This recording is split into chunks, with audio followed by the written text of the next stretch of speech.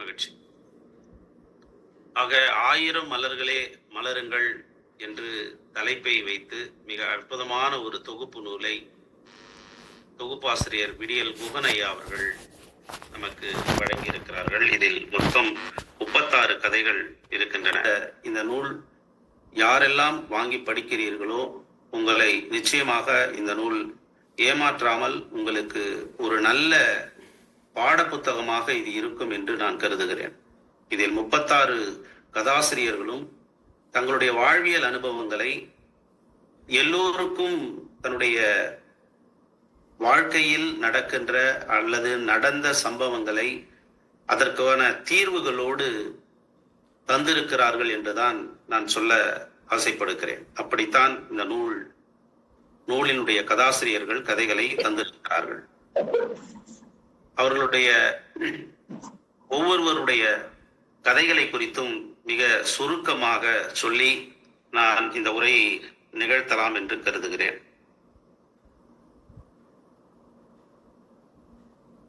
இங்கே இடது பக்கம் 36 கதாசிரியர்களுடைய புகைப்படமும் கொடுக்கப்பட்டிருக்கிறது. அதில் மூத்த சகோதரர்களும் மூத்த சகோதரிகளும் கதை எழுதியிருக்கிறார்கள். இளம் மாணவிகள் கூட இதில் கதை எழுதியிருக்கிறார்கள். ஆக வயது வரம்பு என்பது இங்கே கதை எழுதுபவர்களுக்கு ஏதும் இல்லை. படைப்பாற்றல் உள்ளவர்கள் படைப்புகளை தந்திருக்கிறார்கள். கிட்டத்தட்ட ஆண்கள் பெண்கள் சரி நிகராக இதில் கதைகளை தந்திருக்கிறார்கள். இதை நான் வேறுபடுத்தி சொல்வதற்காக அல்ல, இப்படிப்பட்ட ஒரு சிறப்பான நூலாக இந்த நூல் வெளிவந்திருக்கிறது. பல தொகுப்பு நூல்களை பார்த்திருக்கிறேன்.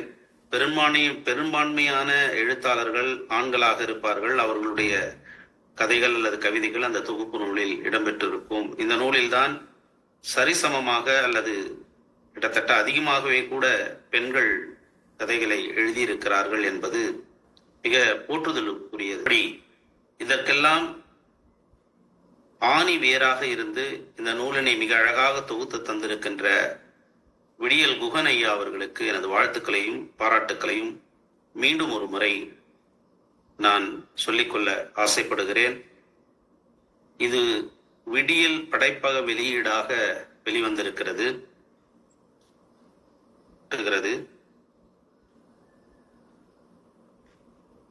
151 பக்கங்கள். ஆனால் அது எழுத்துக்கள் சற்றே சிறியதாக இருப்பதால் பக்கங்கள் குறைக்கப்பட்டிருக்கின்றன என்று கருதுகிறேன். இருந்தாலும் இந்த நூல் வாசிக்கப்பட வேண்டிய நூல் என்றே கருதுகிறேன். ஒவ்வொரு கதையாக நாம் மிக சீக்கிரமாக அதை பார்த்துவிட்டு நாம் இந்த அதாவது வாழ்த்துறையில் அல்லது அறிமுக உரைக்குள்ளே செல்வோம். இந்த அறிமுக உரையில் நான் முன்பு குறிப்பிட்டது போல முதல் கதையாக அக்கா பேசினாளா என்று தமிழ்ச்செல்வன் அவர்கள் கதை எழுதியிருக்கிறார். இந்த கதை 2 உறவுகளுக்குள்ளே ஏற்படுகின்ற ஒரு கதை. நான் எல்லா கதையும் சும்மா தொட்டு காண்பிச்சுட்டு போறேன். அந்த உணர்வுபூர்வமா நீங்க படிக்கணும்னா புத்தகத்துலதான் போய் படிக்கணும். இப்போ ஏதோ ஒரு சிறு தகராறின் மூலமாக அல்லது சிறு மனக்கசப்பின் மூலமாக தன்னுடைய அம்மாவிடம் அக்காள் பேசாமல் இருக்கிறார். இதுதான் அந்த கதையினுடைய அடிநாதம். அவ கதையினுடைய கிளைமேக்ஸ்ல அங்க கீழே போட்டிருக்கேன் உங்களுக்கு. பேசினாங்களா இல்லையான்றதுதான் இந்த கதை. ரொம்ப உருக்கமா இருக்கும் அந்த கதை. இது என்ன சொல்ல வருது அப்படின்னு நீங்க பாத்தீங்கன்னா, வாழ்கின்ற காலத்தில் இந்த வாழ்க்கையானது, குறிப்பாக என்னுடைய கருத்தை சொல்லுகிறேன், பூர்வ ஜென்மம், இதுக்கப்புறம் ஒரு புனர்ஜென்மம், இதுக்கப்புறம் இன்னும் ஒரு 7 முறை ஜென்மம் எடுப்போம்ன்றதெல்லாம் எனக்கு நம்பிக்கை கிடையாது. இந்த முறை வாழற, பிறந்திருக்க, வாழற, இந்த வாழ்க்கையில நல்லபடியா இருக்கியா, எல்லா உறவுகளையும் அனுசரிச்சு நடந்து போறியா, எல்லாரிடமும் அன்பு செலுத்துறியா, உன்னால் முடிஞ்ச உதவி செய்றியா, இதுதான் கேள்வி. இதுக்கப்புறம் செத்த பிறகு நாயா வருவ, பூனையா வருவ, இன்னொரு முறை குழந்தையா பிறப்ப, பேரனா பிறப்ப, பேத்தியா பிறப்ப, இந்த கதைலாம் வேணாம். வாழும் போது எப்படி வாழற அதை சொல்றது இந்த கதை. ஆக வாழும் பொழுதே நாம் அன்போடு வாழ்வோம் என்பதை வலியுறுத்துகின்ற கதையாக இந்த கதை இருக்கிறது. அடுத்தது அஞ்சு காசு என்ற ஜெயா வேதாச்சலம் அவர்களுடைய கதை. ஒரு இரண்டு தோழிகளுக்குள்ளான ஒரு மிக சிறப்பான கதை. இந்த கதையை நீங்கள் கூட உங்களுடைய வாழ்க்கையில் உணர்ந்திருக்க முடியும். 5 பைசா என்று, அப்ப இந்த 5 பைசா என்ற அந்த 5 காசு என்கின்ற அந்த 5 காசுன்னா 5 காசு கிடையாது. 5 காசுனா 5 பைசா. 5 பைசான்றது காலம் பாத்தீங்கன்னா குறிப்பாக இது ஒரு 80களில் நடந்த கதையாக இருக்கலாம் என்று நான் கருதுகிறேன். 80களில் 5 காசுக்கு மரியாதை இருந்தது. அவங்க சொன்னது போல 70 80களில் அந்த 5 பைசாவுக்கு மரியாதை இருந்தது. அப்போ பேருந்து கட்டணம் பாத்தீங்கன்னா 35 பைசா, 45 பைசா, 50 பைசா அப்படியெல்லாம் இருந்திருக்கு. 80களில் நான் பயணித்த ஞாபகம் எனக்கு இருக்கிறது. அப்பொழுதெல்லாம் 35 பைசா 30 பைசா அப்படிலாம் இருக்கும். இன்னைக்கு 5 பைசா 50 பைசாவுக்கு பெருசா மரியாதை கிடையாது.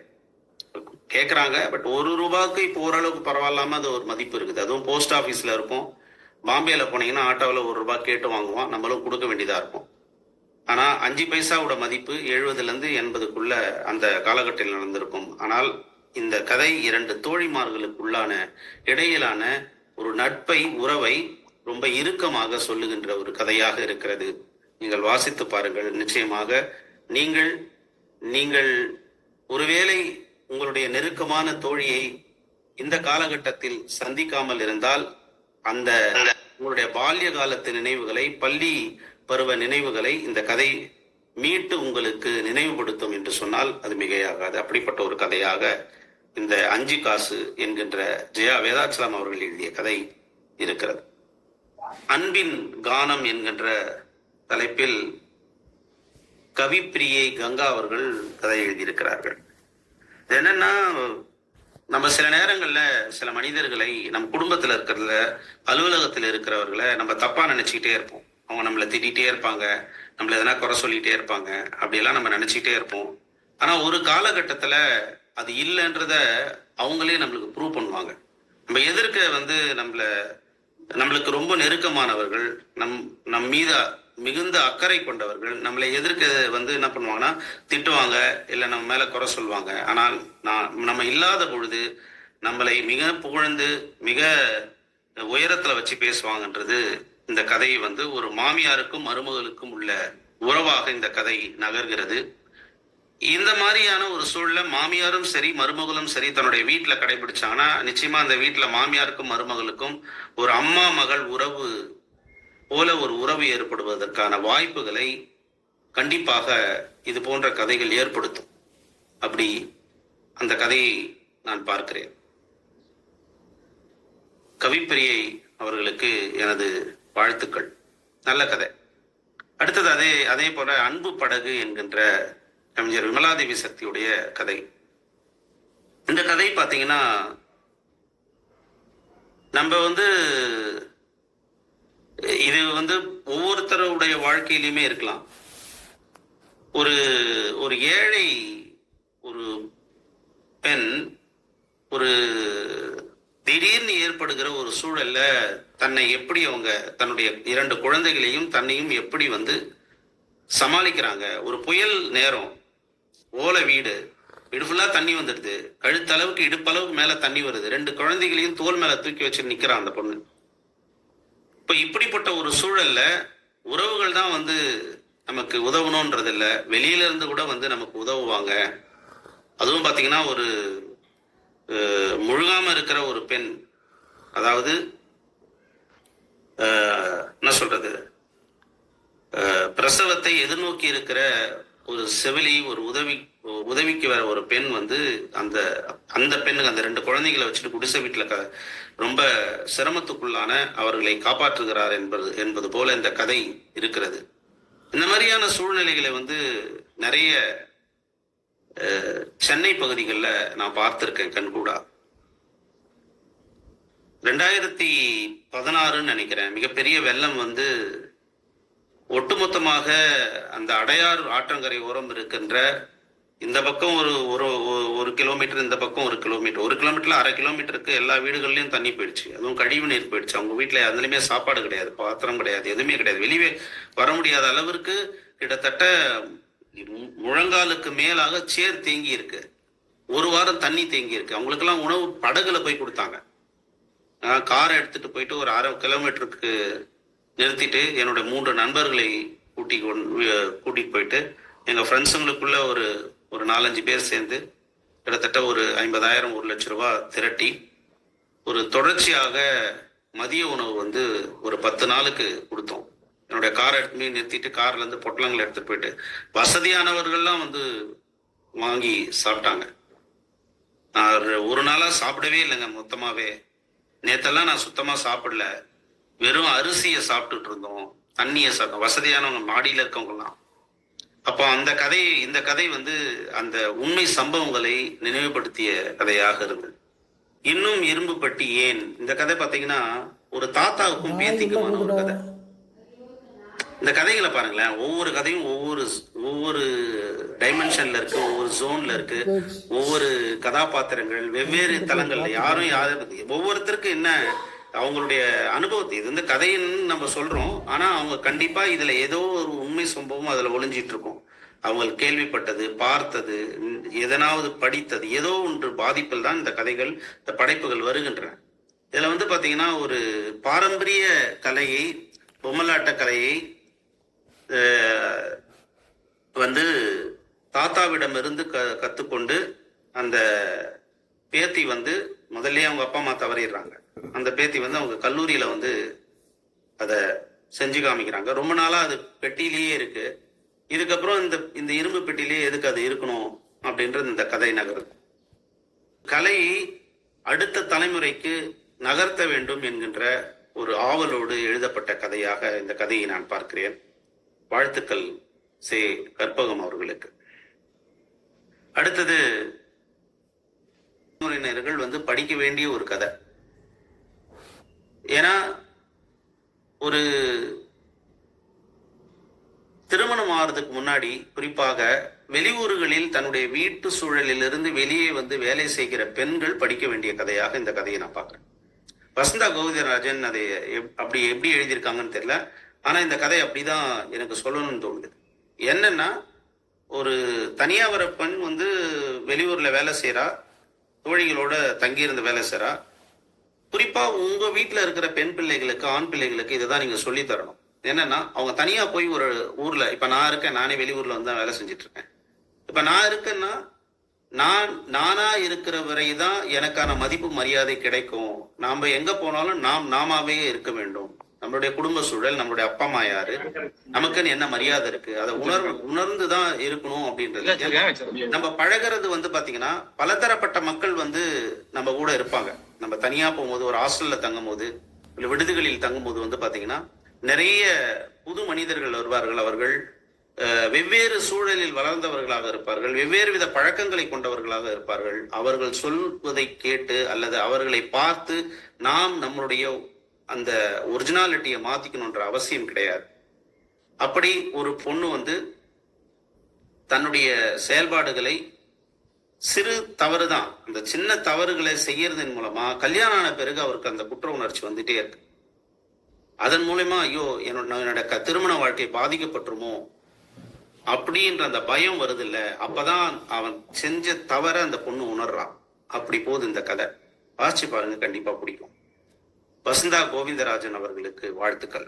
இப்போ அந்த மாதிரி இந்த கல்லுக்குள் ஈரம் வந்து சுயநலமா இருக்காதீங்கன்றத ஒரு கான்செப்டா இந்த கதை சொல்லுகிறது. இதுல பாத்தீங்கன்னா இந்த கதைகள் இதுவரையும் நான் சொன்ன இந்த 13 கதைகள்லயே நம்மளுடைய வாழ்வியல் சிந்தனை, நம்மளுடைய சுயம் எது, நாம் எப்படி நடந்து கொள்ள வேண்டும் என்கின்ற ஒவ்வொன்னையும் வந்து ஒவ்வொரு கதை சொல்லிக்கிட்டே வருது. இந்த ஒவ்வொரு சிச்சுவேஷன் உங்க வாழ்க்கையில வராமலா இருக்கும், வந்துடலாமலா இருக்கும். அப்போ நீங்க என்னவா நடக்கணும். இப்ப இதுல பாதி உண்மையா இருக்கலாம், மீதி இந்த கதை வந்து கதாசிரியர் இப்படி இருந்தா நல்லா இருக்கும்னு அவர் எழுதியிருக்காரு. அப்போ இது அந்த நல்லா இருக்கும்ன்ற எழுதுறாருல, அதுதான் சொல்யூஷன். பிரச்சனைகளுக்கான தீர்வை அந்த கிளைமேக்ஸ்ல கொடுக்குறாங்க பாத்தீங்களா, அதுதான் தீர்வு.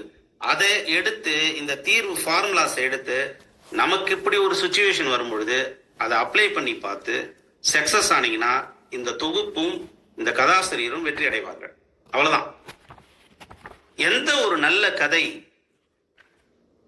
ஒரு பிரச்சனைக்கு தீர்வாக இருக்கிறதோ, எந்த ஒரு கதை உங்கள் கண்களில் இருந்து கண்ணீரை வரவழைக்கிறதோ, எந்த ஒரு கதை உங்கள் இறுக்கத்தை தளர்த்துகிறதோ, எந்த ஒரு கதை உங்கள் கல் மனதை கசிய வைக்கிறதோ, எந்த ஒரு கதை உங்களுடைய உறவுகளை சேர்த்து வைக்கிறதோ, எந்த ஒரு கதை எத்தனை இழப்பிற்கு பிறகும் உங்களை வாழ வைக்கிறதோ, அந்த கதைதான் சிறந்த கதை. அந்த கதையை வாசித்துக் கொண்டே இருங்கள். அது உங்களுடைய வாழ்வியலை மொத்தமாக உயிர்ப்பித்து மிகவும் மகிழ்ச்சி உள்ளதாக, அர்த்தமுள்ளதாக மாற்றிவிடும். இது கதைக்கு மட்டுமல்ல, படைப்புகளுக்கும் சேர்த்தே சொல்லுகிறேன்.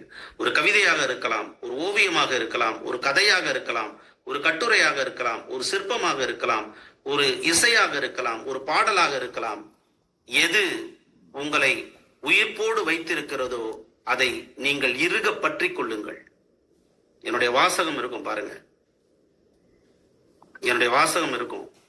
இந்த நிகழ்ச்சி முடிஞ்ச பிறகு என்னோட வாசகத்தை போய் படிச்சு பாருங்க. நான் சொன்ன இந்த ஸ்டேட்மெண்ட் அதுல இருக்கும். தனுஷியா எழுதின இவங்க மாணவி ரொம்ப சிறப்பா எழுதியிருக்காங்க. என்ன இந்த கதை? இந்த கதையில வந்து பாத்தீங்கன்னா, நம்ம எடுத்த கொள்கையில் அது யாரா இருந்தாலும் சரி, மாணவியின் தான் இருக்கணும்ன்ற அவசியம் கிடையாது. யாரா இருந்தாலும் நாம் எதை சாதிக்க வேண்டும் என்று நினைக்கிறோமோ அதில் பிடிமானமாக, சில நேரங்களில் வைராக்கியமாக, சில நேரங்களில் பிடிவாதமாக இருக்க வேண்டும் என்பதனை அழுத்தமாக தனுஷியா அவர்கள் இந்த கதையில் சொல்லி இருக்கிறார். அது அவருடைய லட்சியமா இருக்கும். அவர் காவியாவின் லட்சியம்னு சொல்லி தலைப்பு வச்சு எழுதியிருக்காருன்னு நினைக்கிறேன். தனுஷியா அவர்களுக்கு வாழ்த்துக்கள். அடுத்தது சின்ன உதவி அப்படின்னு சொல்லி கவிஞர் சே திராவிடமணி அவர்கள் கதை எழுதியிருக்கிறார். கமலேசன் ஒன்னுல ஒரு பேருந்து பயணம். அந்த பேருந்து பயணத்துல தன் முன்னாடி இருக்கையில இருக்க ஒரு பெண்மணிக்கு ஒருத்தர் ஒரு சின்ன உதவி செய்யறார். அந்த உதவியின் மூலமாக அதை செஞ்சுட்டு இவர் மறந்து கூட போயிடுறார்.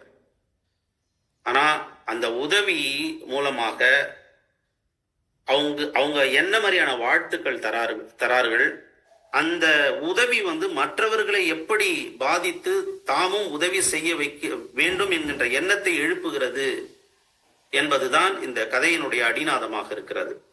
ஒரு விதை எப்படி இன்னொரு விதையை உருவாக்குமோ அது போலத்தான் ஒரு உதவி இன்னொரு இல்ல பல உதவிகளை உருவாக்கும். நமக்கு அப்படிப்பட்ட ஒரு வாய்ப்பு கிடைச்சதுன்னா எந்த சூழலாக இருந்தாலும், எந்த இடமாக இருந்தாலும் சற்றும் யோசிக்காமல் அவன் செய்வான் இல்ல அவங்க செய்வாங்களா, அந்த உதவி அவங்க செய்யட்டுமே அப்படின்லாம் யோசிக்காதீங்க. உங்களுக்கு உதவி செய்யணும்னு தோணிடுச்சா உடனே செய்யுங்க. அதுதான் அந்த கதை சொல்லுது. அதுக்காகலாம் சும்மா உட்காந்து ஆராய்ச்சி பண்ணிட்டு இருக்க கூடாது, டாஸ்க் போட்டு பார்க்க கூடாது, யாருக்குன்னா ஃபோன் பண்ணி கேட்கக்கூடாது. அது பேர் உதவி கிடையாது. கொடுத்தா இந்த சைடில் அப்படி போனோம்னா நம்ம ஃப்ரண்ட்ல ஏறி உதவி செஞ்சிட்டோம்னா பேக்ல இறங்குறதுக்குள்ள வேற ஒரு உதவி யாருன்னா நமக்கு செய்வாங்கலாம் எதிர்பார்க்க கூடாது என்கின்ற ஒரு நெகிழ்தலான உணர்வை இந்த கமலீசன் அவர்கள் ஏற்படுத்துகிறார், இந்த கதாபாத்திரம். வாழ்த்துக்கள் கவிஞர் சே திராவிடமணி. அடுத்தது தொடக்க புள்ளி என்கின்ற ஒரு கதையை தனலட்சுமி அவர்கள் எழுதியிருக்கிறார்கள். ஒரு சாதாரண பெண்மணி அந்த கிராமத்தினுடைய, அந்த ஊரினுடைய மது பழக்கத்தை முற்றிலுமாக நீக்கி, அதுக்கப்புறம் அவங்க கவுன்சிலர் ஆகி அந்த ஊருக்கு செய்ய வேண்டிய நல்லதையெல்லாம் செய்கின்ற ஒரு திடமான பெண்மணியாக மாறுகிற அந்த கதை தான் வந்து இந்த கதை. இதுல ஒரு முக்கியமான விஷயத்த சொல்லணும். என்னன்னா, நீங்க எப்பொழுதுமே ஒரு காரியத்தை செய்யணும்னு ஆரம்பிக்கிறீங்கன்னு வச்சுக்கோங்களேன், நீங்க வெறும் உங்க 2 கையை மூலதனமா வச்சுதான் ஆரம்பிப்பீங்க. ஆனா துணிச்சலோடு நீங்க எந்த ஒரு நல்ல காரியத்தையும் செய்ய ஆரம்பித்தீர்கள் என்றால் உங்களை சுற்றி ஒரு கூட்டம் தானாக உருவாகும். அதற்கு எடுத்துக்காட்டு வேலாயுதம் ஐயா, இந்த நிமிர், இந்த யாவரும் கிளீர், இந்த குகன் ஐயா, இவங்க எல்லாருமே வந்து பாத்தீங்கன்னா அதற்கு எடுத்துக்காட்டு. அதைத்தான் இவங்களும் சொல்றாங்க. கடைசியில இந்த கதையில அந்த கதாநாயகியோடைய பின்னாடி அவங்க குடும்பமே வந்து சேர்ந்துப்பாங்க, அவங்க தோழி கணவர் எல்லாமே வந்து சேர்ந்துப்பாங்க. ஆக நல்ல காரியங்களை செய்வதற்கு நீங்கள் தயங்காதீர்கள் என்று இந்த கதை சொல்கிறது. எழுத்தாளர் தனலட்சுமி அவர்களுக்கு வாழ்த்துக்கள். அடுத்தது விடியல் குகன் ஐயா ஒரு காதல் கதை எழுதியிருப்பாரு. இந்த காதல் கதையை எழுதிட்டு 2 விதமான கிளைமேக்ஸ் கொடுத்திருப்பாரு. அந்த 2 விதமான கிளைமேக்ஸ்ல பாத்தீங்கன்னா, ஒரு கிளைமேக்ஸ் வந்து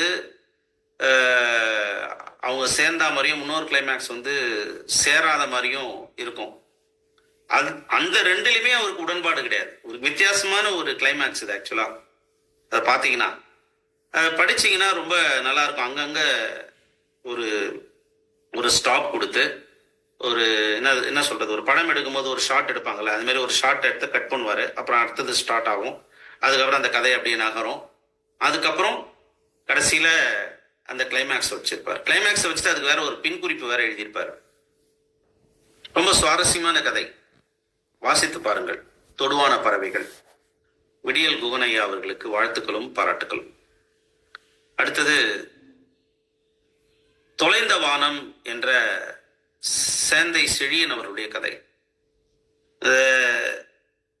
என்னன்னா, எல்லாருக்கும் வந்து செத்த செய்தியை சொல்றவன் அவங்க அப்பா செத்த செய்தி அவனுக்கு தெரியாமலே போயிடும். இதுதான் கதை. இந்த கதையை வந்து பாத்தீங்கன்னா, அதுல அந்த வார்த்தை வந்து ரொம்ப முக்கியமானது. பணம் சம்பாதிக்க பறக்கும் பறவைகள் சொந்த கூடு திரும்ப விரும்புவதே இல்லை என்று எழுதியிருப்பார். அது எனக்கு ரொம்ப பாதிச்சுது ஆக்சுவலா இந்த கதை. அந்த கதையில அந்த வரி வந்து ரொம்ப பாதிச்சுது. இப்ப நீங்க யோசிச்சு பாருங்களேன், வெளிநாட்டு பயணத்துக்கு போய் பணம் சம்பாதிக்கணும்னு போறாங்கல்ல, ஒரு 2 வருஷம் இருந்துட்டு வரலாம், ஒரு 5 வருஷம் இருந்துட்டு வரலாம், நம்ம ஒரு கொஞ்சம் பணம் சம்பாதிச்ச பிறகு நம்ம மறுபடியும் திரும்பி வந்துடலாம் அப்படின்ற எண்ணத்தோட தான் நிறைய பேர் இங்க வந்து பயணத்துக்கு போவாங்க. வெகு சிலர் மட்டும்தான் அங்கேயே போய் செட்டில் ஆகணும்னு போவாங்க. ஆனா கொஞ்சம் காலத்திற்கு அப்புறம் அந்த பணம் அவர்களை ஒட்டுமொத்தமாக ஆட்கொண்டு விடும். அந்த சூழல், அந்த சஃபஸ்டிகேட்டடான அந்த வாழ்க்கை முறை, அவர்களுடைய அந்த செயல்பாடுகள் எல்லாமே என்ன ஆகும்னா, அவங்களுக்கு பணம் தான் அப்படின்ற ஒரு நிறைவை அது கொடுத்துரும். அப்படி கொடுக்கும் பொழுது என்ன ஆகும்னா, பல வீடுகளில் தன்னுடைய உறவுகளை இழந்து விடுவார்கள். என்னுடைய ஆணியை நம்பும் கடவுள் என்ற தொகுப்புல கூட பாத்தீங்கன்னா, வெளிநாட்டுக்கு போய் வேலை செய்வர்களை பத்தி ஒரு கவிதை இருக்கும். திரைக்கடல் ஓடி திரவியம் தேடி அப்படின்னு ஒரு தலைப்புல ஒரு கவிதை எழுதியிருப்பேன். வாய்ப்பு இருந்தா அதை வாசிச்சு பாருங்க. என்ன சொல்லியிருப்பேன்னா, இந்த வருஷத்தோட இந்த வேலையை விட்டுட்டு வந்துடலாம், இருக்கிறத வச்சு அட்ஜஸ்ட் பண்ணி நம்ம வாழ்ந்துக்கலாம்னு நம்ம நினைப்போம்.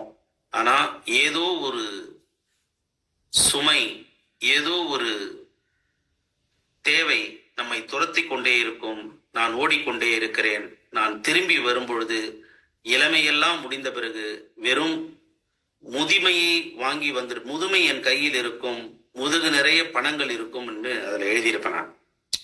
அந்த கவிதையை இந்த சேந்தை செழியனுடைய தொலைந்த வானம் எனக்கு நினைவுபடுத்தியது. வாழ்த்துக்கள் சேந்தை செழியன் அவர்களுக்கு.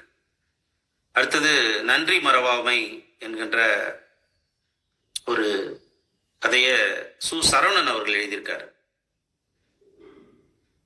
ஒரு சின்ன நேரத்துல 2 பேரும் ஒரே சம வயதில் சம நிலையில் இருப்பவர்கள் செய்கின்ற ஒருத்தர் செய்யற உதவி, அந்த உதவியை ரொம்ப சீரியஸா எடுத்துட்டு அவர் வளர்ந்து பெரிய அதிகாரியான பிறகு நமக்கு உதவுன அவங்களுக்கே மறுபடியும் அந்த உதவுற பண்பு இருக்குல்ல, அந்த பண்பு வந்து மிகப்பெரிய பண்பு. உண்மையா நடந்த ஒரு சம்பவம் அமெரிக்காவில் இங்கிலாந்துல ஜெர்மனிலையா தெரியல நடந்த சம்பவம். பசியோடு ஒரு சிறுவன் வந்து ஒருத்தர் விட்ட வீட்டை கதவை தட்டுறான். அவனுக்கு அந்த பெண்மணி கூப்பிட்டு உணவு கொடுக்குறாங்க. அதுக்கப்புறம் கொஞ்ச நாள் வேலை செய்யறான்.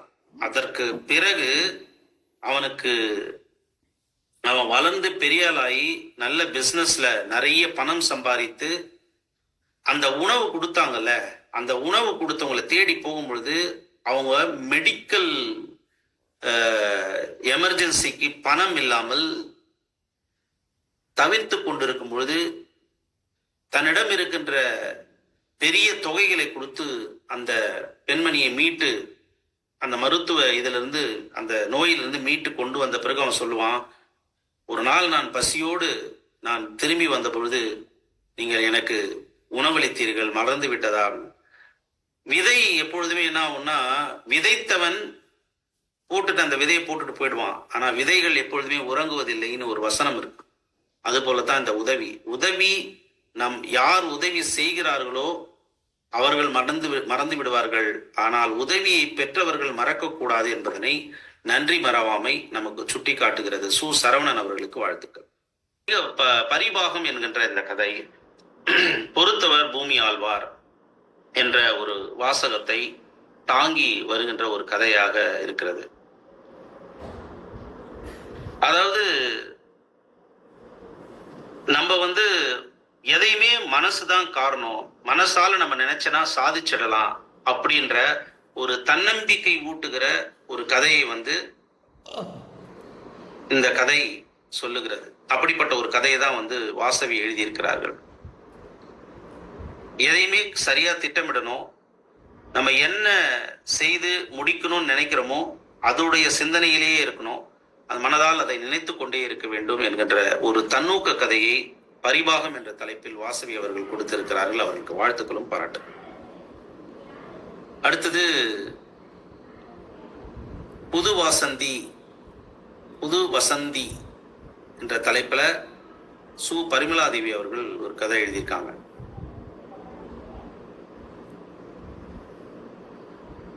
இதுல ஒரு இதுவரையிலும் நான் வாசிச்ச கதையிலேயே இந்த கதை தான் மூட பழக்கங்களை, முற்போக்கு சிந்தனைகளை முன்னெடுக்க வேண்டும் என்கின்ற ஒரு கதையாக இந்த கதை இருக்கு. மற்ற எல்லா கதைகளும் பார்த்தீங்கன்னா மனிதநேயம், அதன் பிறகு அன்பு, பாசம், எதை செய்ய வேண்டாம்னு சொல்றது, அறிவுரை சொல்லுகிறதை போல இப்படி சில இது உண்மைக்கு, அதாவது நம்ம அவங்க பிறந்தாங்க நான் சொல்லலையா, அந்த மாதிரிலாம் கூட எனக்கு நம்பிக்கை இல்லை. பட் அவங்க அந்த கதையை நல்லா எழுதியிருக்காங்க. அப்போ அப்படியெல்லாம் சொல்லும் போது இவங்க தான் முதல்ல இருக்கிறவனுக்கு படையல் போடுறான், இல்லாதவனுக்கு படையல் போட்டு என்ன பிரயோஜனம் அப்படின்னு ஒரு செவுட்டில் அறையிற மாதிரி ஒரு கதையை கொடுத்திருக்கிறார்கள் சு பரிமலாதேவி அவர்கள். புது வசந்தி என்ற தலைப்புல அது மூடத்தனமான சமுதாயம் வேண்டாம் என்று கொட்டில் அறைந்து சொல்வதை போல மிக சிறப்பான ஒரு கதையை தந்திருக்கின்ற சு பரிமலாதேவி அவர்களுக்கு வாழ்த்துக்களும் பாராட்டுக்களும். அடுத்தது பொன்னிலவன் அவர்களுடைய வயிற்றில் இருந்து இதயம்னு ஒரு நல்ல தலைப்பு. வயிற்றில் இருந்து இதயம் என்ற இந்த பசி எவ்வளவு கொடுமையானது என்றது இந்த கதையை கதை மையப்படுத்துகிறது. ஒருத்தனுக்கு உணவு இல்லைன்னா அவன் எவ்வளோ பெரிய ஆளா இருந்தாலும் அவன் எவ்வளோ கஷ்டத்துக்கு உள்ளாகுவான், அவனுக்கு எவ்வளோ பிரச்சனைகள் வரும், பசி எவ்வளோ முக்கியமானது, பசி எடுத்தா அவனுக்கு என்னென்ன செய்யும் என்பதை வயிற்றில் இருந்து இதயம். அப்போ அந்த பசி நீங்க உணரணும்னா நீங்க பசியா இருந்து பார்க்கணும். என்னைக்குன்னா ஒரு நாள் கொடூரமான பசியில் உங்களுக்கு உணவு கிடைக்காத சூழலில் என்றைக்காவது ஒரு நாள் இருந்து இருக்கிறீர்களா? அப்படி இருந்து பாருங்க. அப்படி இருந்து பார்த்தீங்கன்னா பசியினுடைய கொடுமை என்னன்னு தெரியும். அப்படி கொடுமை என்னன்னு தெரிஞ்சதுன்னா பசின்னு கேட்கறவங்க நீங்க உதவுவீங்க. விஜயகாந்த் கிட்ட எனக்கு ரொம்ப பிடிச்ச ஒரு குணமே அதுதான். அவருடைய அலுவலகத்துக்கு யார் போனாலும் முதல்ல சாப்பிட வச்சுதான் அனுப்புவார். அது தெரிஞ்சோ தெரியாமலோ நான் எங்க போனாலும் எங்கன்னா யாருன்னா பார்த்தாங்கன்னா 4-5 பேர் நாங்க நண்பர்கள் நின்றுட்டு இருப்போம், என்கிட்ட தான் கேட்பாங்க, பசிக்குது எதனா வாங்கி கொடுங்கன்னு கேட்பாங்க. 2 நாளுக்கு முன்னாடி கூட நடந்தது. நான் அப்படின்னா எத்தனை தலை போற காரியமா இருந்தாலும் எவ்வளோ அவசரமா அலுவலகத்துக்கு போயிருந்தா கூட அதை நிறுத்திட்டு அவங்களுக்கு உணவு வாங்கி கொடுத்துட்டு தான் போவேன். அதை நான் இதுவாகவே வச்சிருக்கேன், கடமையாகவே வச்சிருக்கேன். ஆக முடிந்தால் நீங்களும் கூட இதை பின்பற்றுங்கள். நான் வீட்டில் அடிக்கடி எங்கள் அப்பா கிட்ட சொல்லுவேன். ஏன்னா எங்கள் அப்பா அதிகமாக வெளியூர் சுத்தாதவர், நான் ஊர் ஊராக சுற்றுறவன். அம்மாவோட சமையல் உனக்கு நீ வெளியே போனாதான்பா தெரியும் உனக்கு.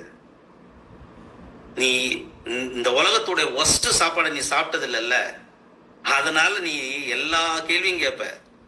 எங்க அப்பாண்ட கேட்பேன் நான். அவர் அப்ப கூட சிரிச்சுக்கினே தான் சாப்பிட்டு இருப்பாரு. போடா அப்படின்னு சாப்பிட்டு இருப்பாரு. உண்மையிலுமே அவர் என்ன நினைச்சுன்னு சாப்பிட்றாரு எனக்கு தெரியாது. ஆனா உண்மையாலுமே வீட்டு சாப்பாடினுடைய அருமை நீங்கள் வெளியில் இருக்கும்போது தான் தெரியும். அது வெறும் ரசமா இருக்கட்டங்க, வெறும் ஒரு அப்பளத்தை சுட்டு வைக்கிட்டோம், வெறும் ரசம், அந்த வெள்ளை சோறு, ஒரு அப்பளம், போதும் வாழ்க்கை அப்படின்ற மாதிரி இருக்கும். எப்போன்னா நீங்க போய் ஒரு பெரிய 5 ஸ்டார் ஹோட்டல்ல காஞ்சி போனதை ரொட்டியை கொடுத்து உங்களை சாப்பிட வைப்பான்ல, அதே ஒரு வாரம் சாப்பிடுவீங்கல்ல. அமெரிக்காவெல்லாம் போய் 3 மாசம் இருப்போம் வேலை விஷயமா. சைனாவெல்லாம் போவோம். இந்த ஒஸ்ட்டு ஃபுட்டு, நான் வாழ்க்கையே வெறுத்து போன ஃபுட்டு, நான் வாழ்ந்ததை சொல்றேன். இந்த பசின்றதுனால இதை மட்டும் கொஞ்சம் எடுத்துக்கிறேன் டைம். சைனாவுக்கு போய் ஒரு 3-4 முறை போயிருக்கேன்.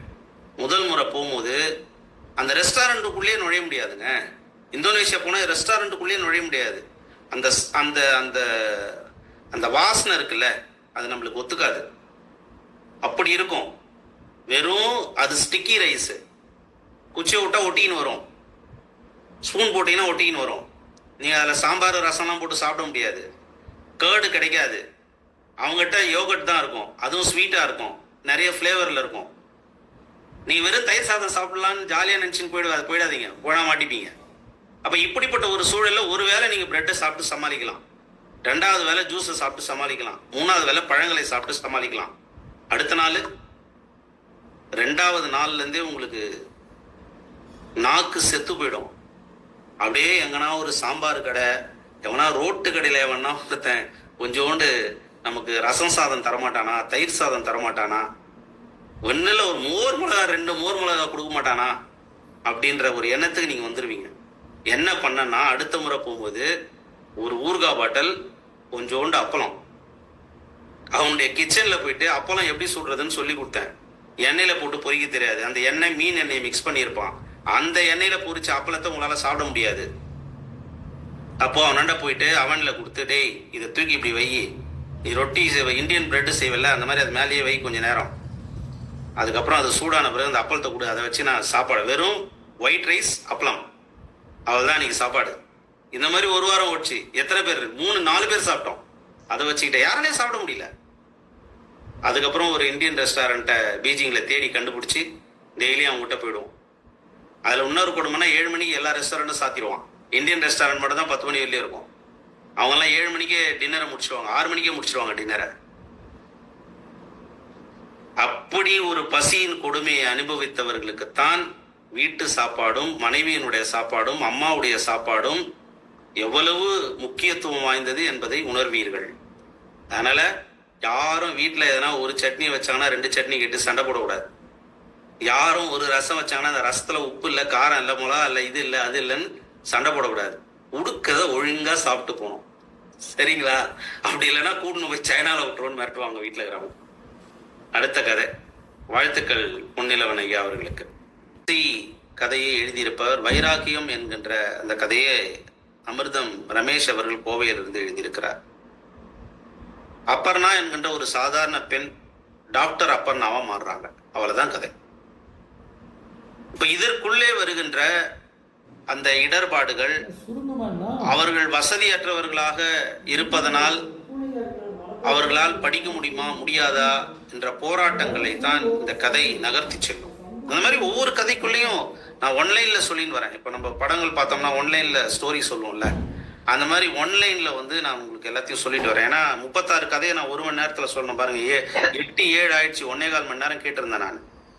அப்போ எனக்கு ஒரு அந்த 5 நிமிடத்தை நான் போன்ல பேசுறத குறைச்சிட்டோம்னா 8-2 ஆயிருக்கு.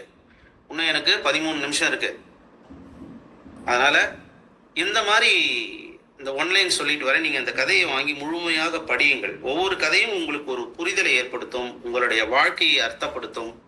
உங்களுடைய நீங்கள் இதுவரை எப்படி இருந்தீர்களோ அதிலிருந்து நிச்சயமாக உங்களுடைய மனநிலையை மாற்றக்கூடிய ஒரு செயலை இந்த கதைகள் செய்யும் என்று நான் நிச்சயமாக நம்புகிறேன்.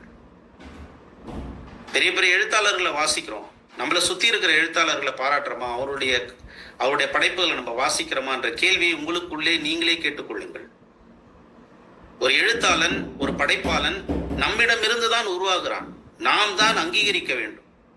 அந்த அங்கீகாரத்தை நாம் அந்த படைப்பாளனுக்கு, எழுத்தாளனுக்கு கொடுக்கிறோமா இல்லையா என்பதுதான் கேள்வி. ஜெயகாந்தன் தானா வானத்திலிருந்து குடிச்சிட்டு வந்துடலையே, ஈரா என்பவர் வானத்திலிருந்து குடிச்சிட்டு வந்துடலையே, லாசாரா அந்த மாதிரி வந்துடலையே. அவர்களையெல்லாம் நம் ரெஃபரன்ஸா எடுத்துக்கணும். ஆனா முதல் முறை எழுதுபவர்கள், எழுத வருபவர்களை ஆதரித்து தோளில் கை போட்டா நல்லா எழுதியிருக்கப்பா. நான் அடிக்கடி சொல்ற வசனம் இது. நானும் ஈரோடு தமிழன் ஐயா அவர்களும் அவருடைய வீட்டில் உரையாடி கொண்டிருக்கும் பொழுது அவர் சொன்ன செய்தியை உங்களோட பகிர்ந்து கொள்கிறேன். அதை சொல்லி பிறகு ஒரு சில விமர்சன கருத்துக்களை வைத்து நான் என்னுடைய உரையை நிறைவு செய்கிறேன். ஒரு தொகுப்பில், ஒரு படைப்பாளனுடைய படைப்பில் ஏதாவது ஒரு வரி, ஏதோ ஒரு கவிதை சிறப்பானதாக இருந்தால் அதை எடுத்து பாராட்டுங்கள், அதை எடுத்து கொண்டாடுங்கள். அவன் எந்தெந்த தப்பு செஞ்சானோ, எந்தெந்த இடத்துல அவன் சரியா எழுதலையோ அதை சொல்லி அந்த அந்த பயிர் வளர்ந்து மேலே வரும் பொழுது, முளை விடும் போது, கிளை விடும் போது கிள்ளிடாதீங்க. அதுக்கப்புறம் அந்த வளரணுன்ற ஆசையே போயிடும். அதுக்கு அந்த தவறை மட்டும் தயவு செய்து உங்கள் வீட்டிலும் செய்யாதீர்கள், உங்கள் நண்பரிடத்திலும் செய்யாதீர்கள். அது எப்போ வலிக்கும்னா, நீங்க அந்த மாதிரி மேலே வரணும்னு நினைக்கும் போது உங்க தலையில ஓங்கி ஒருத்தன் கொட்டும் போது தான் உங்களுக்கு அந்த வலி என்னன்னு தெரியும். அப்ப கூட அதை தேய்ச்சி விட்டுட்டு அடுத்தவனை கொட்டுறதுக்கே தான் நம்ம ஆளுங்க உஷாரா இருப்பாங்க. அதை உணர்ந்தா கூட அதை யாருக்கும் தந்து விடாதீர்கள் என்று சொல்லி ஒரு அற்புதமான தொகுப்புங்க இது. வாங்கி வாசித்து பாருங்கள். இப்ப என்னுடைய விமர்சன பார்வை என்னன்னா, இந்த ஒரு தொகுப்புக்குள்ளாக இத்தனை படைப்பாளர்களை ஒருங்கிணைத்த நமது விடியல் குகன் ஐயா அவர்களை நான் நிச்சயமாக பாராட்டியாகும். எல்லாரும் நாமக்கல் மாவட்டத்தை சார்ந்தவர்களானா இல்லை, எங்கெங்க இருந்தா இருக்காங்க. சென்னையில இருந்து வந்திருக்காங்க, கோயம்புத்தூர்ல இருந்து, புதுக்கோட்டையில இருந்து, நாமக்கல்ல இருந்து, சேலத்துல இருந்து, எந்தெந்தோ இது திருநெல்வேலியில இருந்து, கம்பத்துல இருந்து எல்லாரையும் ஒருங்கிணைச்சிருக்காரு. மிகப்பெரிய வேலை. அவருக்கு எனது ஆத்மார்த்தமான வாழ்த்துக்களும் பாராட்டுகளும் இந்த இடத்தில் நான் தெரிவித்துக் கொள்கிறேன். அடுத்தது, இந்த எழுத்தாளர்கள், கதாசிரியர்கள் பாத்தீங்கன்னா, ஒரு கதைக்கு ஒவ்வொரு இடத்துலயும் நீங்க ஒரு ஆச்சரியத்தை கொடுக்குற மாதிரி, ஒரு திருப்பத்தை கொடுக்குற மாதிரி, ஒரு ஸ்டன் ஆகி அப்படியே அந்த கதை நம்மள அப்படியே ஒரு 2 நிமிஷத்துக்கு நம்ம அப்படியே எல்லாத்தையும் மறந்துட்டு அந்த கதையோட இருக்கிற மாதிரியான ஒரு தோற்றத்தை கொடுக்க முயற்சி செய்யுங்கள். உங்களுடைய முதல் படைப்பு என்பதனால் நான் இதை ஏத்துக்கிறேன். அண்மையில ஒரு படம் பார்த்தேங்க. அந்த படம் மிகப்பெரிய படங்களை எல்லாம் விட அந்த படம் எனக்கு அந்த மாதிரியான ஒரு பாதிப்பு ஏற்படுத்தியது. அந்த படம் துண்டு துண்டா பார்த்து, நான் பொதுவாகவே படம் பார்க்கறதுனா அப்படிதான் பார்ப்பேன். எப்பெல்லாம் எனக்கு நேரம் கிடையாது அப்பப்போ கொஞ்சம் கொஞ்சம் பார்ப்பேன். உட்காந்துலாம் மொத்தமா பார்க்க முடியாது. நேற்று தான் அது கிளைமேக்ஸை பார்த்து முடிச்சேன். ஒரு 1/2 மணி நேரம் கிளைமேக்ஸ். அந்த படத்தோட கண்டினியூட்டி எல்லாமே எனக்கு தெரியும். அந்த கதை பாத்தீங்கன்னா பிரமாதமான கதை. ஒன்லைன் ஸ்டோரினா, ஒரு டெட் பாடி எடுத்துன்னு ஊருக்கு எடுத்துன்னு போய் கொடுக்க போவான், டெலிவரி கொடுக்கறதுக்கு போவான் ஒருத்தன். அவ்வளவுதான் கதை. ஒரு டெட் பாடி எடுத்துட்டு போயிட்டு திருநெல்வேலியில, சென்னையில இருந்து எடுத்துட்டு போய் திருநெல்வேலியில ஒப்படைக்கணும். ஒரு மார்ச்சுவரி வேன்ல எடுத்துன்னு போவாங்க. தான் கதை.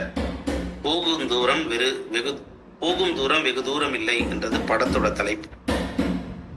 இதுல அமேசான் பிரைம்ல இருக்கு, பாருங்க. அப்படிதான் இருக்கணும் கதை. ஸ்டோரி லைன் அட்டகாசமா இருக்கும். நீங்க நினைச்சே பார்க்க முடியாது. ஒவ்வொரு இடத்துல டக்குன்னு அப்படி நீங்க அப்படியே முழிச்சிட்ட, ஐயோ அப்படி இப்படியா அப்படின்ற மாதிரி ஆச்சரியப்படுற மாதிரியான திருப்பங்களை அந்த கதை கொடுத்துக்கிட்டே வரும். அப்படிப்பட்ட சுவாரஸ்யங்களை சொல்லும் பொழுது அந்த கதை எல்லாராலும் கொண்டாடப்படுகிற கதையாக மாறிவிடும். அப்படி ஒரு கதையை எழுத பாருங்கள். இயல்பாக இருக்கிற பேட்டர்ன்ல இருந்து நீங்க வெவ்வேறு பேட்டர்ன்கள்ல, வெவ்வேறு மாதிரியான பேட்டர்ன்களில் கதை எழுத பாருங்கள். அதற்கு என்ன பண்ணணும் அப்படின்ற கேள்வி என்னென்ன கேட்க வருவீங்க நீங்க. அப்படி என்ன பண்ணணும்னா, நிறைய வாசிக்கணும். பலதரப்பட்ட எழுத்தாளர்களுடைய கதைகளை, படைப்புகளை நீங்கள் வாசிக்க வேண்டும். மிக சிறந்த கதையாக பரிசு பெற்ற கதைகளை தேடி கண்டுபிடித்து வாசியுங்கள். மொழிபெயர்ப்பு கதைகளை வாசியுங்கள். பிற மொழிகளில் வந்த மொழிபெயர்ப்பு கதைகளை வாசியுங்கள். மிக சிறந்த எழுத்தாளர்களாக இருக்கின்ற கதைகளை வாசிங்கள். முதல்ல நம்ம கிட்ட ஒரு பழக்கம் இருக்குங்க. என்னன்னா, எனக்கு இவர் கதைன்னா ரொம்ப பிடிக்கும் அப்படின்ட்டு அவரையே படிச்சுட்டு இருப்பாங்க சில பேர். அதை மட்டும் ஃபர்ஸ்ட் அதை பிரேக் பண்ணுங்க. எனக்கு ஜெயகாந்தன் பிடிக்குதா, ஜெயகாந்தன் கதையை மட்டும் படிப்பேன். பாலகுமாரன் பிடிக்குதா, பாலகுமாரன் கதையை மட்டும் படிப்பேன். கீரா பிடிக்குதா, கீராவை மட்டும் படிப்பேன். அப்படிலாம் வச்சுக்காதீங்க. தேடி தேடி வித்தியாசமான எழுத்தாளர்களை தேடி தேடி படியுங்கள். எல்லா கதையும் ஜெயகாந்தனுடைய எல்லா கதைகளும் சிறப்பான கதைகள் கிடையாது. அப்படி நீங்க வச்சுக்கோங்க. எந்த படைப்பு சிறப்பாக இருக்கிறதோ அந்த படைப்பை கொண்டாடுங்கள், பிறகு படைப்பாளர்களை கொண்டாடுங்கள். நீங்க வாசிக்கணும்னு வரும்பொழுது சொல்றேன், அதுக்காக சொல்றேன். உங்களுடைய படைப்புகளை நான் முன்பு சொன்னது போல எழுத வருபவர்களை நாம் ஆதரித்து அவர்களை கொண்டாட வேண்டும். ஆனால் நீங்கள் கற்றுக்கொள்ளும் பொழுது படைப்புகளை தேடி தேடி படி, நல்ல படைப்புகளை தேடி தேடி படி. நான் அந்த வெளியீட்டு விழாவில் சொன்னது போல நிறைய கதைகள் இருக்கு, நிறைய கதைகள் இருக்கு, நிறைய கதைகள் இருக்கு. எஸ்ரா அவர்கள் 100 கதைகளை தொகுத்திருக்காரு. அதை வாசிச்சு பாருங்க. அது புத்தகமா கூட வந்திருக்கு, வாங்கி வாசிச்சு பாருங்க. அது அவருக்கு பிடிச்ச கதை. மறுபடியும் சொல்றேன், அதெல்லாம் சிறந்த கதைகள்னு சொல்ல முடியாது. அது அவருக்கு பிடிச்ச கதையை அவர் தொகுத்திருக்காரு. அவருடைய பார்வைக்கு அது பிடிச்ச கதை. அதுல இருந்து நீங்க மாறுபடவும் செய்யலாம். நான் மாறுபடுறேன், நீங்க கூட மாறுபடலாம். அதை விட சிறப்பான கதைகள் இல்லையானா இருக்கு. ஆக அந்த மாதிரி ஒவ்வொரு படைப்பிலையும் சிறப்பான கதைகளை தேர்வு செய்து படைச்சிங்கன்னா ஒரு கதை எழுதுற பேட்டர்ன் உங்களுக்குள்ள தனியா அப்படியே வந்து தெளிந்த நீரோடையா வந்து மேல நிற்கும். அந்த பேட்டர்ன் அப்படியே பிடிச்சிங்க, கப்புன்னு பிடிச்சிட்டு எழுதாரு. அதுக்குள்ள மாற்றங்களை கொண்டு வாங்க, அதுக்குள்ள திருப்பங்களை கொண்டு வாங்க, அதுக்குள்ள எல்லா ஆராய்ச்சியும் பண்ணி பாருங்க. படைப்புகளில் நீங்க ஆராய்ச்சி பண்ண தவறினால் நீங்கள் சிறந்த படைப்பாளர்கள் கிடையாது. உங்கள் படைப்புகளுக்குள் நீங்கள் ஆராய்ச்சிகளை செய்ய முற்படுங்கள். அப்பொழுதுதான் சிறப்பான படைப்புகளை நீங்கள் வெளிக்கொண்டு வர முடியும். எனக்கு இந்த சம்பவம் இருக்கு, வீட்டுல ஒரு சம்பவம் நடந்திருக்கு, வெளியே ஒரு சம்பவத்தை பாக்குறீங்க, ஏதோ ஒரு பாதிப்பை ஏற்படுத்துது. அந்த பாதிப்பை என்ன பண்ணணும், நீங்க ஊற போடணும். அதுக்கு கதைகளம் அமைக்கணும். அந்த கதைகளத்தை திருப்பங்கள் கொடுத்து மாத்தணும். அப்புறம் நீங்க என்ன நினைச்சீங்களோ, எப்படி சம்பவம் நடந்ததோ அப்படியே சொல்லணுன்ற அவசியம் கிடையாது. நல்லா புரிஞ்சுக்கோங்க. நீங்க ஒரு சம்பவத்தை பாக்குறீங்க, அந்த சம்பவம் எப்படி நடந்து முடிஞ்சிருக்குன்னா அதை நீங்க அப்படியே சொன்னீங்கன்னா அது கட்டுரை. அதை சுவாரஸ்யப்படுத்தி வித்தியாசமான திருப்பங்களோடு அந்த கதையை நீங்கள் மாற்றும் பொழுதுதான் அந்த கதை சிறப்பான கதையாக வரும். கருவை மட்டும் கையில வச்சுக்கணும். கதையை நீங்க தான் முடிவு பண்ணணும். அது எவ்வளவு சுவாரஸ்யமா சொல்றன்றதை நீங்க முடிவு பண்ணீங்கன்னா இந்த கதை மிக சிறப்பாக வந்துவிடும். எப்படி பார்த்தாலும் இந்த தொகுப்பு மிக சிறப்பான தொகுப்பு. இதில் எழுதிய கதாசிரியர்கள் அனைவரும் சிறப்பான படைப்புகளை தந்திருக்கார்கள். அவர்கள் அனைவருக்கும் எனது வாழ்த்துக்களையும் பாராட்டுக்களையும் சொல்லி இந்த நிகழ்ச்சியை இதுகாரும் பொறுமையோடு என்னுடைய உரையை கேட்டு கண்டுகளித்துக் கொண்டிருக்கின்ற உங்கள் அனைவருக்கும் எனது பணிவான வணக்கத்தையும் நன்றியையும் சொல்லி இடம் சாருகிறேன். நன்றி, வணக்கம். மிகச்சிறப்பு ஐயா, மிகச்சிறப்பான ஒரு அறிமுக உரை. நாங்க ஆக்சுவலா